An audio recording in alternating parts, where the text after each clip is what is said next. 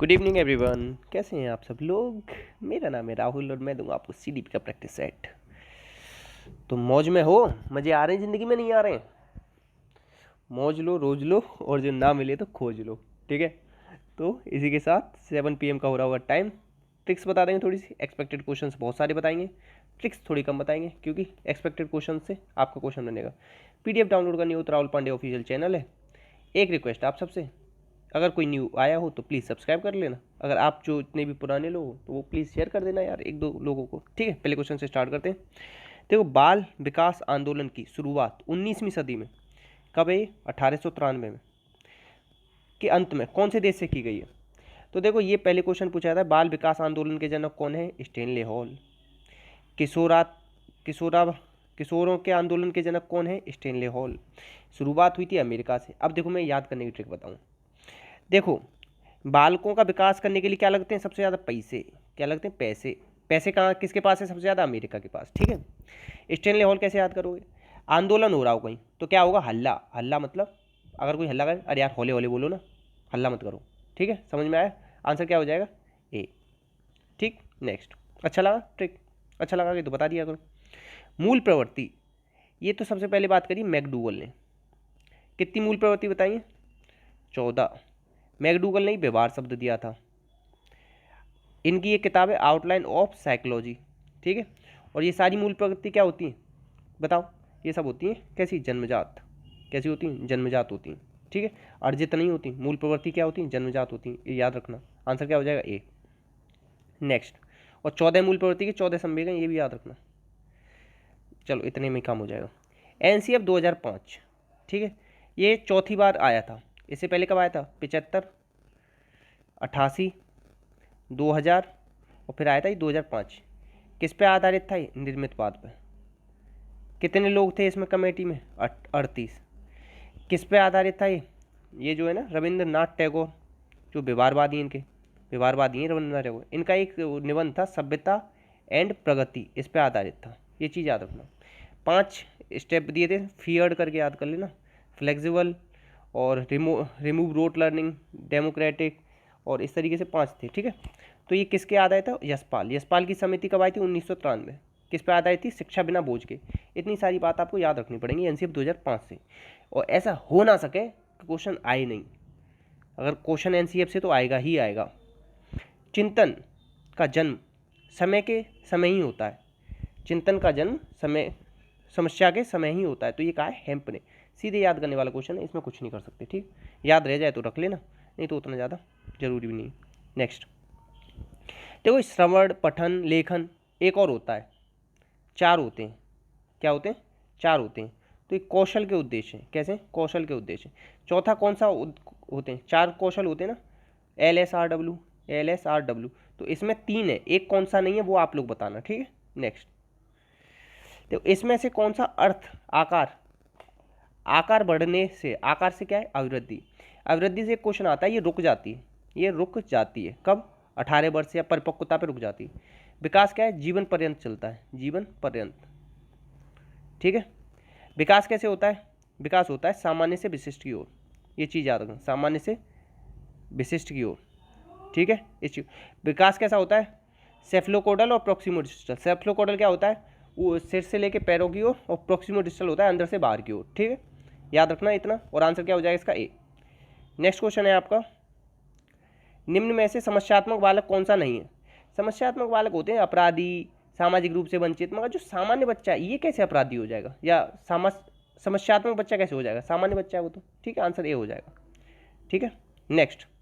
क्रियात्मक पक्ष के शैक्षिक उद्देश्य किससे संबंधित? देखो 3 है ये, एक है भावात्मक, एक है क्रियात्मक है, एक संज्ञानात्मक है। संज्ञानात्मक दिया था ब्लूम ने। ठीक है। और क्रियात्मक किसने दिया था? क्रियात्मक दिया था देखो एक दोबारा से बताता हूँ। भावात्मक, भावात्मक, क्रियात्मक, संज्ञानात्मक, 3 है ये। हाँ जी, तो ये जो पहले बता दिया था मैंने आपको, संज्ञानात्मक। संज्ञानात्मक किससे थे? ब्लूम से थे। ठीक है। और क्रेथवेल से कौन से थे? क्रेथवेल से थे भावात्मक। कौन से थे? भावात्मक। और क्रियात्मक किससे थे? क्रियात्मक थे सिम्पसन से। किससे? सिम्पसन से। इन तीनों को याद रख लेना। और 1956 में दिए थे ब्लूम ने। ठीक, इस चीज़ को भी याद रखना। ठीक है, नेक्स्ट है खोज विधि के जनक कौन है? खोज विधि के जनक हैं H.E. आर्मस्ट्रॉन्ग। H.E. का मतलब पता है क्या है? हेनरी एडवर्ड, लिख दे रहा हूँ हेनरी, थोड़ा सा क्वेश्चन अच्छा नहीं है, एडवर्ड मतलब दिख नहीं रहा होगा ढंग से। ठीक है, H.E. आर्मस्ट्रॉन्ग, देख रहे हो पूरा लिखने को पूछ रहे हो थोड़ा टफ पड़ जाएगा। आर्मस्ट्रॉन्ग ने दी, क्या दी थी? खोज विधि, डिस्कवरी लर्निंग। ठीक है, ह्यूरिस्टिक विधि भी कह सकते हो, ह्यूरिस्टिक मेथड। ह्यूरिस्टिक लर्निंग किसने दी थी? छोड़ो, उसे छोड़ो। ठीक है, इतना याद रख लेना। नेक्स्ट, किसने कहा था कि माता पिता द्वारा अर्जित गुण संतान में भी आ जाते हैं? तो ये लेमार्क ने कहा था। इसकी कहानी बता देता हूँ थोड़ा सा। जैसे जिराफ होता है, जिराफ की गर्दन पहले इतनी लंबी नहीं होती थी, पहले उसकी घोड़े के बराबर होती थी, मगर धीमे धीमे वो ऊंची ऊंची चीज़ों को खाने लग गए, पत्तों खाने लग गए, वहाँ पे थे नहीं पत्ते, उन्हें ऊंची करनी पड़ती थी गर्दन। इसी तरीके से सारे जिराफ धीमे धीमे गर्दन उनकी लंबी होती चलेगी। नेक्स्ट, बैलेंटाइन ने सीखने का आदर्श काल किसे कहा है? तो शैशवावस्था को। या ये क्वेश्चन ऐसे भी आता है कि शैशवावस्था को सीखने का आदर्श काल किसने माना है? तो बैलेंटाइन। ठीक है, नेक्स्ट, इसमें से कौन सा मूल्यांकन का त्रिकोण का भाग नहीं है? तो शिक्षण के जो अनुभव होते हैं ना, ये टीचर से रिलेटेड है, तो ये ही भाग नहीं है, आंसर हो जाएगा सी। नेक्स्ट, भारतीय दृष्टिकोण के अनुसार शिक्षण प्रक्रिया कैसी है? ये द्विमुखी होती है। भारतीय दृष्टिकोण के अनुसार कैसी होती है? दोमुखी। त्रिमुखी किसने कहा है? जॉन डीबी ने। किसने? डीबी ने। और एडम्स ने क्या कहा है? एडम्स ने, इसने द्विमुखी कहा है। क्या कहा है? द्विमुखी। और ये भारतीय दृष्टिकोण के अनुसार भी दोमुखी। तो याद रखना, भारतीय दृष्टिकोण कह दे या एडम्स कह दे, द्विमुखी है। नेक्स्ट, अच्छी शिक्षण पद्धति कौन सी होती है? जो बाल केंद्रित हो, रोचक हो, प्रभावशाली, तीनों हो। नेक्स्ट, चौथा हो जाएगा आंसर। अंगूर खट्टे हैं, अंगूर खट्टे हैं, इसका क्या मतलब है? इसका मतलब है युक्ति लगा रहे हैं।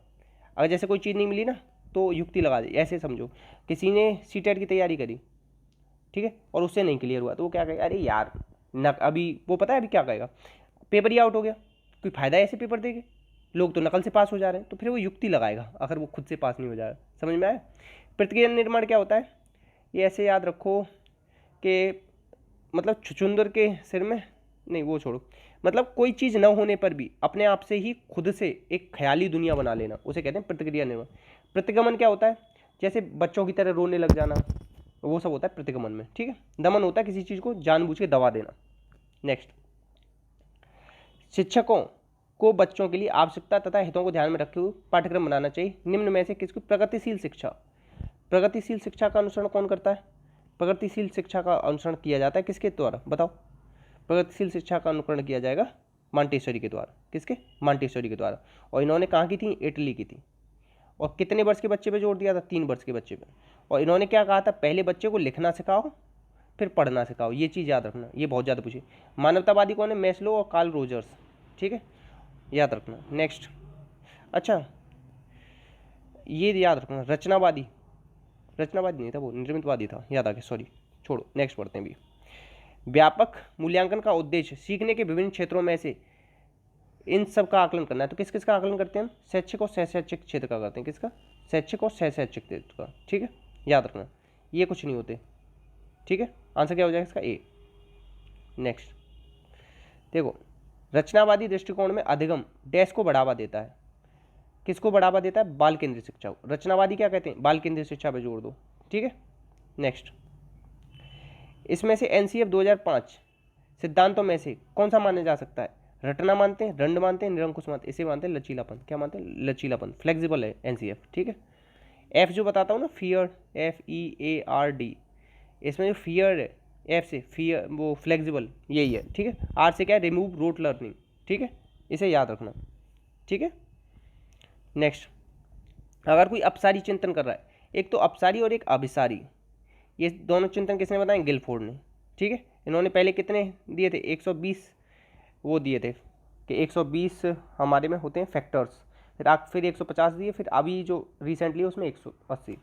3 चीज़ें बताई थी, संक्रिया, विषय वस्तु और उत्पाद। ठीक है, याद रखना। ठीक है, याद रखोगे। और ये संक्रिया के अंतर्गत ही आती है अपसारी और अभिसारी। ठीक है, ये भी याद रख लेना। आंसर क्या होगा? रटने पे जोर देते नहीं। और अपसारी क्या होता है? मौलिकता तथा लचीलापन, खुद में व्यस्त रखने के लिए लोग हैं, ये भी नहीं होगा। आंसर क्या हो जाएगा? सी।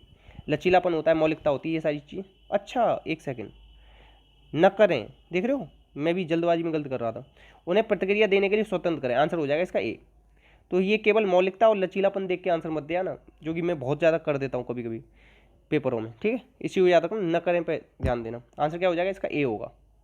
नेक्स्ट, स्मृति सीखी हुई वस्तु का सीधा उपयोग करना। सीधा अगर किसी चीज़ का उपयोग करो तो क्या है, बोर्ड बर्थ सबसे अच्छी चीज़ है, सीधा उपयोग कर लिया तो आपने। नेक्स्ट, अच्छा एक चीज़ और बता दूं, जैसे वुडवर्थ ने क्या कहा था, हम किसका गुणनफल है, किसका, हेरिडिटी और एनवायरनमेंट का। हेरिडिटी, एनवायरनमेंट और क्या, हेरिडिटी, एनवायरनमेंट और टाइम, तीन चीज़ का गुणनफल किसने कहा है, रॉस ने कहा है, याद रखना। नेक्स्ट, विशेष अवस्था वाले बच्चों को सामान्य अवस्था वाले बच्चों के साथ शिक्षा दी जाती है समावेशी शिक्षा में, इंक्लूसिव एजुकेशन, ठीक है।